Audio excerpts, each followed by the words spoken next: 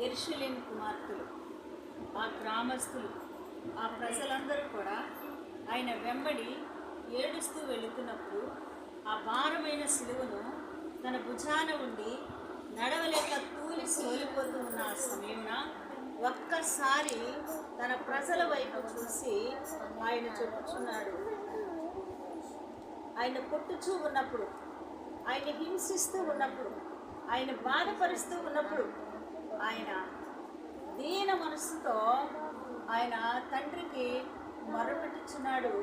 ఆ కొట్టుచున్న వారిని చూసి, ఆయన ఏడుస్తున్న వారిని చూసి, అపహాసము చేస్తున్న వారిని చూసి, అవహేళన చేస్తున్న వారిని చూసి, ఆయనను గుర్తుచున్న వారిని చూసి, ఉమ్మేస్తున్న వారిని చూసి, కొరడాలతో కొట్టుచున్న వారిని చూసి ప్రభు అంటున్నారు జాలితో, వీరేమి చేయుచున్నారో వీరే ఎరుగరు నా ప్రభువా.